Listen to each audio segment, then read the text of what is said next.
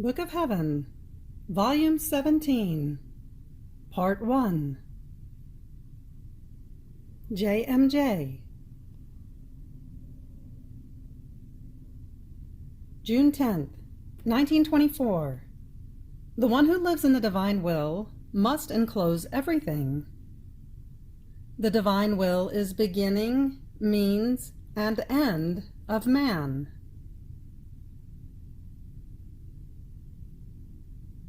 This morning, having received Holy Communion as usual, I was saying to my dear Jesus, "My sweet life, I do not want to be alone while being with you, but I want everything and everyone together with me.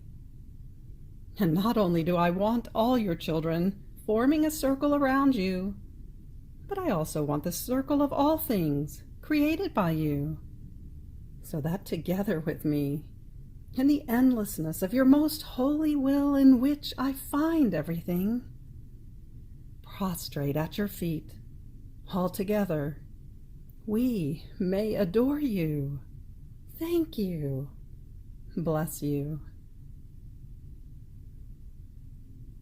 In the meantime, I could see all created things as though running to form a circle around Jesus, so that each one of them might pay its homage to him. And I added, "See, my love, how beautiful your works are! How the sun, breaching with its rays, while prostrating itself to adore you, rises up to you, to embrace you and kiss you. How the stars, forming a crown around you, smile at you with their sweet twinkling, and say to you, 'Great are you! We give you glory forever and ever!' How the sea runs, and with its harmonious murmuring, like many silvery voices, says to you, 'Infinite thanks to our Creator.' And I, together with the sun, embrace you and kiss you. With the stars, I recognize you and glorify you. With the sea, I thank you." But who can say everything I was saying, calling all created things around Jesus? If I wanted to say everything, I would be too long. It seemed to me that each created thing had a distinct office to be able to pay its homage to its Creator. Now, while I was doing this, I thought to myself that I was wasting time, and that this was not the thanksgiving to be given to Jesus after communion. I said this to Jesus, and he, all goodness, told me, "My daughter, my will contains everything, and the one who lives in it must let nothing escape her of all that belongs to me. Even more, if only one thing escapes her, it is enough to say that she does not give me all the honor and the glory that my will contains. Therefore it cannot be said that her life is complete in it, nor does she give me the requital of all that my will has given her. In fact, I have given everything to the one who lives in my will, and I go to her, as though in triumph, upon the wings of my works, to give her the new requital of my love. And she must come along the same path as mine, to give me the new requital of her love. Would it not be delightful for you if you had made many beautiful and various works, and someone whom you love placed them around you to please you, and showing them one by one said to you, 'See, these are your works. How beautiful this one is! How artistic is this other one! And in this third one, what great mastery! And in this fourth one, how much variety of colors! What enchantment in this other one! What joy would you not feel? What glory for you! So it is for me. More so, since having to centralize everything within her, the one who lives in my will must be like the heartbeat of all creation, in such a way that, as all things palpitate within her by virtue of my will, she must form one single heartbeat, to return to me, in that heartbeat, the heartbeats of everyone and of everything, and to bring me back the glory and the love of all things that came out from me. I must find everyone in the soul in whom my will reigns, so that, containing everything, she may give me all that the others should give me. My daughter, the living in my will is very different from the other sanctities. And this is why, until now, the way and the true teachings of living in it cannot be found. It can be said that the other sanctities are the shadows of my divine life, while my will is the source of the divine life. Therefore be attentive in the exercises of the living in my will, so that from you may come the true way and the exact and precise teachings, so that those who want to live in it may find not the shadow, but the true sanctity of the divine life. Furthermore, since my humanity on earth was in my divine will, there was not a work, thought, word, and so forth, that was not enclosed in me, so as to cover all the works of creatures. It can be said that I had a thought for each thought, a word for each word, and so with all the rest, to glorify my Father completely, and to give light, life, goods, remedies to creatures. Now, everything exists in my will, and the one who must live in it must enclose all creatures, so as to go through all my acts again, and place on them another beautiful divine shade taken from my will, to give me the requital of what I did. Only the one who lives in my will can give me this requital, and I await her as the means to be able to place the divine will in communication with the human, and to give her the goods it contains. I want the creature as the intermediary, who, going through the same path that my humanity covered in my will, may open the door of the kingdom of my will, that had been closed by the human will. Therefore your mission is great, and it takes sacrifice and great attention. Then I was feeling immersed in the supreme volition, and Jesus continued, "My daughter, my will is everything, and contains everything." And then, it is beginning, means, and end of man. This is why, in creating him, I did not give him any law, nor did I institute sacraments, but I gave man my will alone, because, as he would find himself in the beginning of it, it would be more than sufficient, so that he might find all the means to reach, not a low sanctity, but the height of the divine sanctity, and therefore find himself in the port of his end. This means that man was to need nothing but my will alone, in which he was to find everything in a surprising, admirable, and easy way, to render himself holy and happy in time and eternity.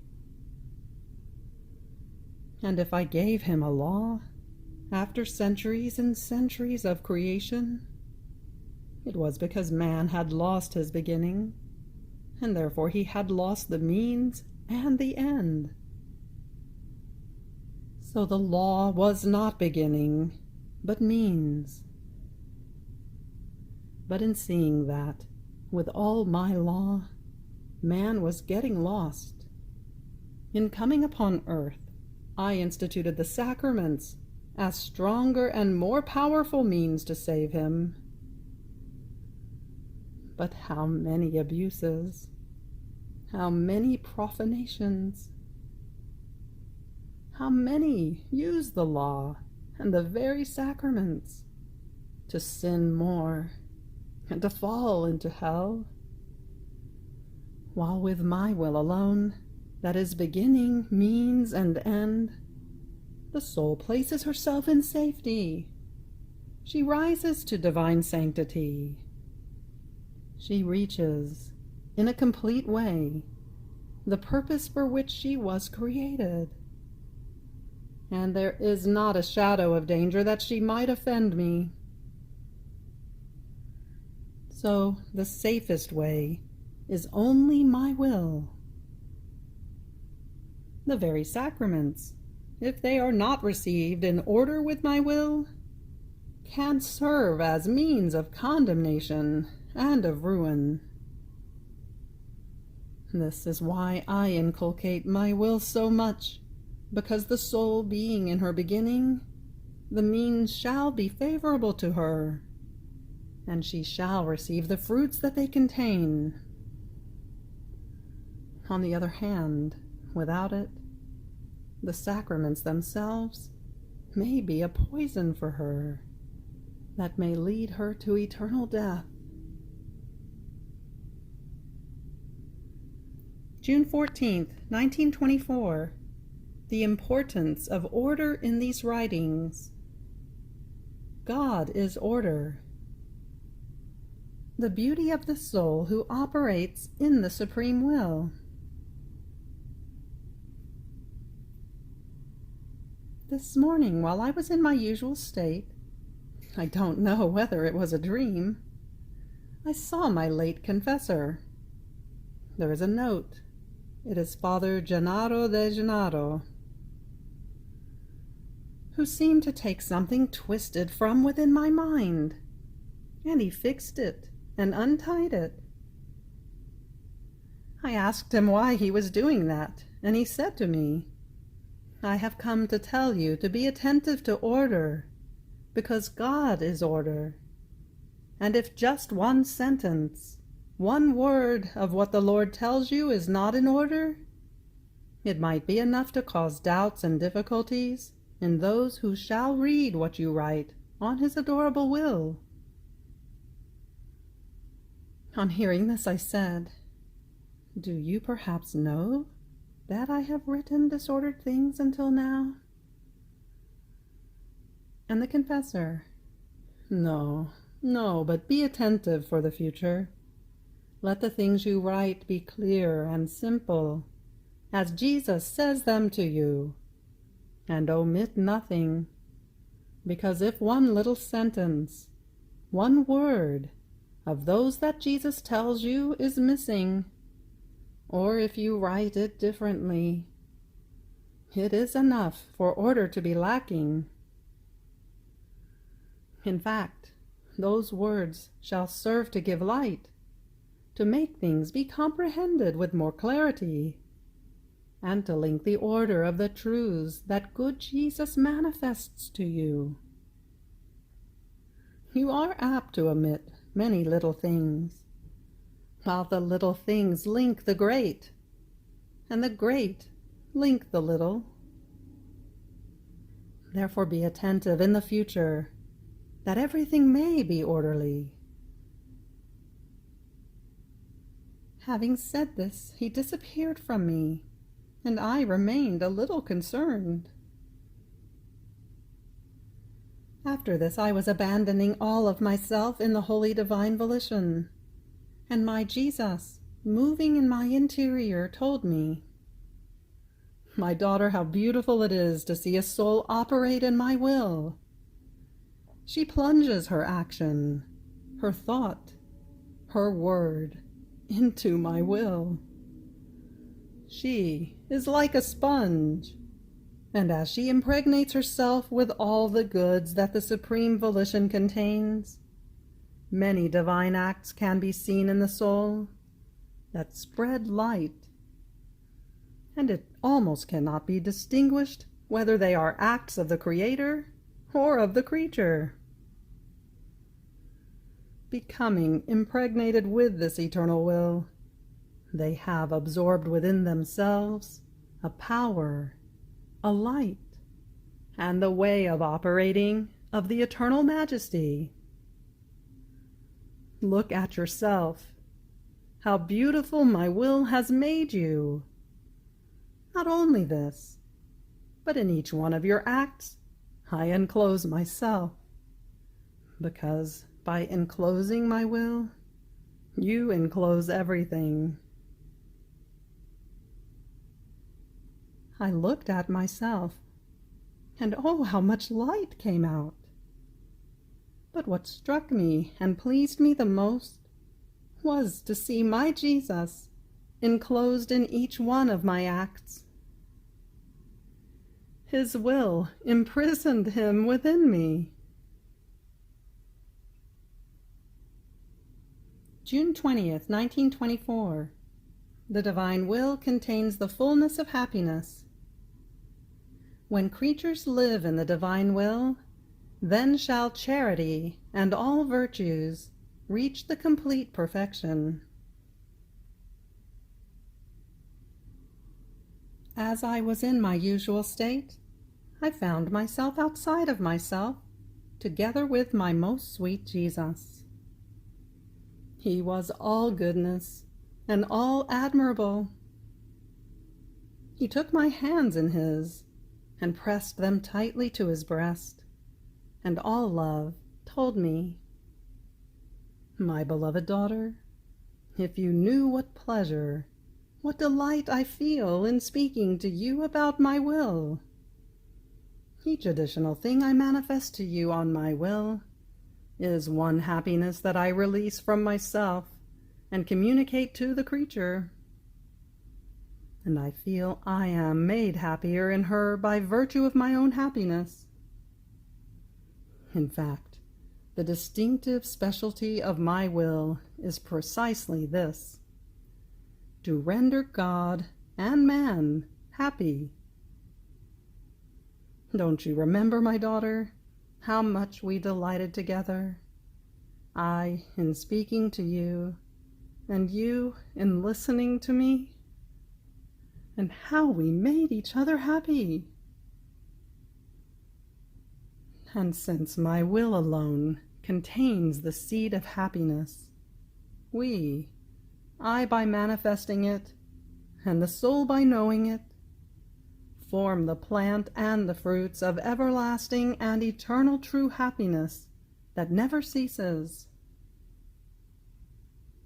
And not only us, but those who listen to or read the admirable and surprising things of my will also feel the sweet enchantment of my happiness. Therefore, in order to make myself happy in my works, I want to speak to you of the nobility of my will, of where the soul can reach, and of what she must enclose if she lets my will enter into herself. The nobility of my will is divine, and since it is from heaven, it does not descend but into the one in whom it finds a noble cortege, and therefore the first one to let it enter was my humanity. My will is not content with little. It wants everything, because it wants to give everything. And how can it give everything if it does not find everything, so as to be able to place all of its goods in it? So my humanity gave to it the holy and noble cortege, and my will centralized everything and everyone in me. See then how, in order for my will to come and reign in the soul, she must enclose within herself all that my humanity did. And if the other creatures have shared in part in the fruits of my redemption, according to their dispositions, this creature shall centralize them all within herself, in order to form the noble cortege for my will. And my will shall centralize in the soul the love that it gives to and wants from all, in order to be able to receive the love of all and of each one. It is not content with finding in her the requital of her love only. It wants the requital of everything. In the soul in whom it wants to reign, my will wants to find all the relations that exist in creation between creator and creature. Otherwise its happiness would not be full, nor would it find all its things and the whole of itself. In the soul in whom it reigns, my will must be able to say, if no one loved me or requited me, I am happy of my own. No one can sadden my happiness, because in her I find everything, I receive everything, and I can give everything. It would repeat the sentence that is in the three divine persons. We are untouchable. As much as creatures might do, no one can touch us, or even slightly shade our eternal and immutable happiness. Only the one who possesses our will can touch us, can enter to form one thing with us, because, since she is happy of our own happiness, we remain glorified from the happiness of the creature. Only when my will reigns in a complete way in creatures, then shall charity reach complete perfection in the creature, because then, by virtue of my will, each one shall find herself in each creature loved, defended, and sustained, just as her God loves her, defends her, and sustains her.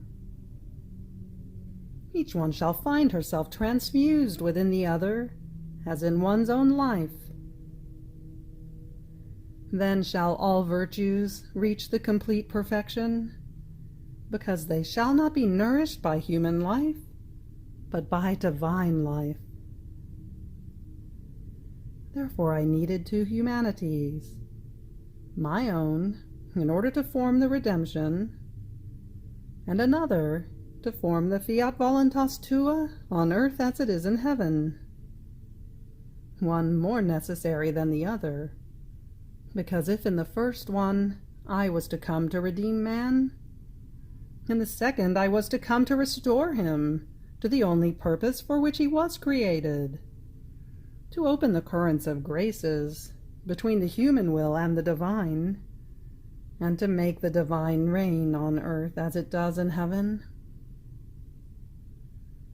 And just as my humanity, in order to redeem man, let my will reign on earth as it does in heaven, so do I keep looking for another humanity, that letting it reign on earth as it does in heaven, may let me accomplish all the designs of my creation.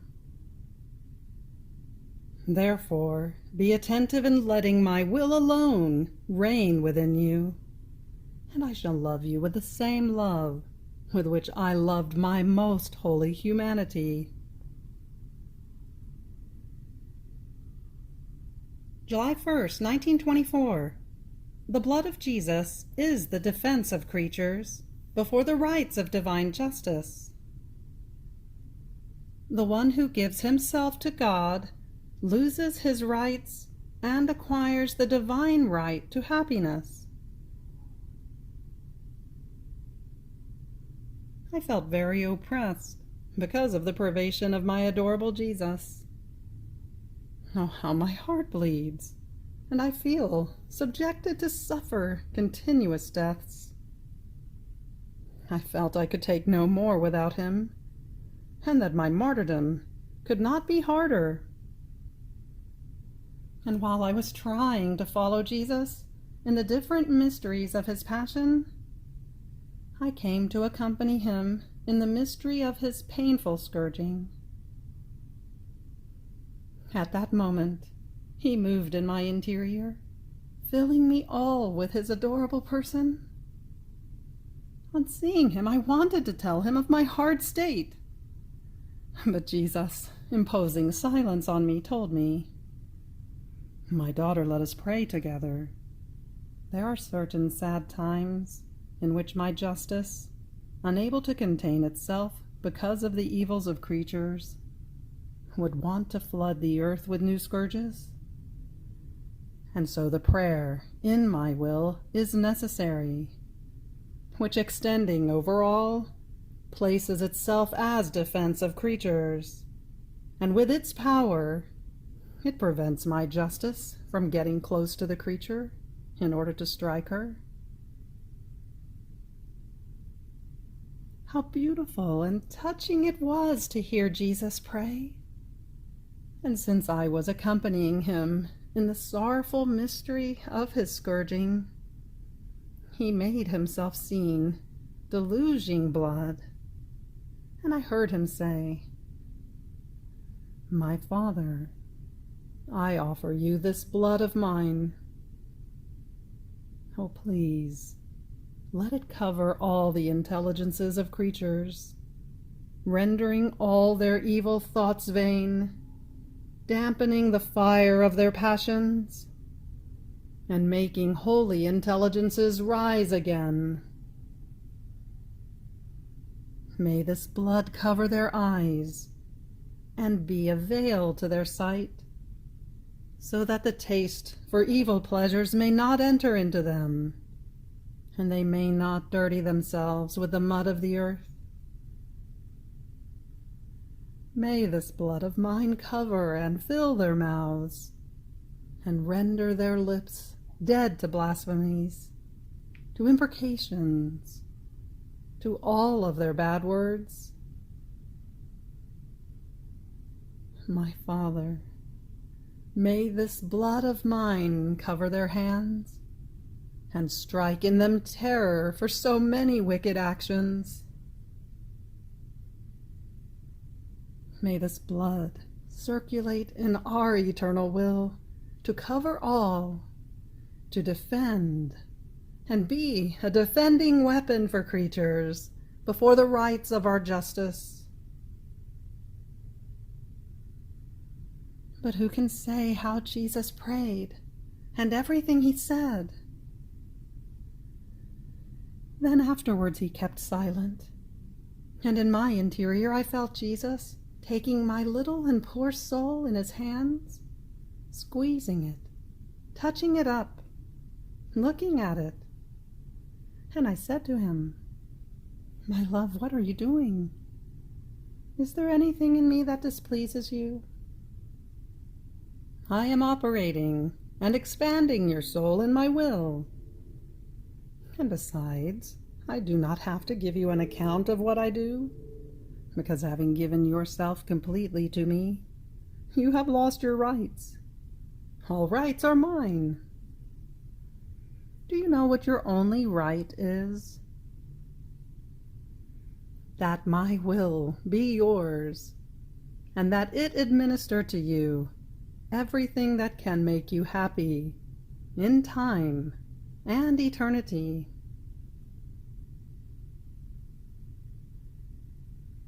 You have reached the end of the Book of Heaven, Volume 17, Part 1. Fiat.